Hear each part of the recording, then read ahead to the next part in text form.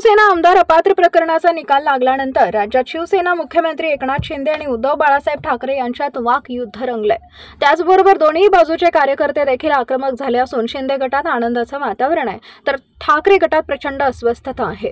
ठाकरे गटाचे शिवसैनिक या निकालाचा जागोजागी निषेध नोंदवत असून हिंगोली येथे ठाकरे गटाचे जिल्हा प्रमुख विनायक भिसे यांच्या नेतृत्वात गांधी चौक येथे निषेध आंदोलन करण्यात आले। शिवसैनिकांनी मुख्यमंत्री एकनाथ शिंदे आणि सभापती राहुल नार्वेकर यांच्या विरोधात जोरदार घोषणाबाजी करत राहुल नार्वेकर यांचा प्रतिकात्मक पुतळा जाळला। यावेळी जिल्हा प्रमुख विनायक भिसे, उपजिल्हा प्रमुख परमेश्वर मांडगे, माजी जिल्हा परिषद सदस्य भानुदास जाधव, रमेश शिंदे यांच्यासह शिवसैनिक मोठ्या संख्येने उपस्थित होते। हिंगोली जिल्हा प्रतिनिधी चंद्रकांत वैद्य, शिवशाही न्यूज, हिंगोली।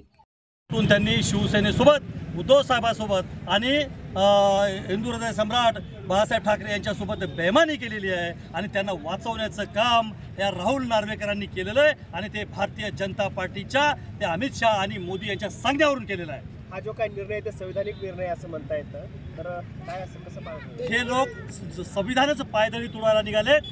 निवडणूक आयोग असेल, न्याय व्यवस्था असेल आणि जेवढ्या काही यंत्रणा आहे या यंत्रणेचा दुरुपयोग हे भारतीय जनता पार्टी करत आहे आणि या लोकांना सर्वांना दाबण्याचा प्रयत्न करत आहे। संविधान बुडवायला निघालेले हे लोक आहेत। आता नेमकं काय आंदोलन केले तुम्ही?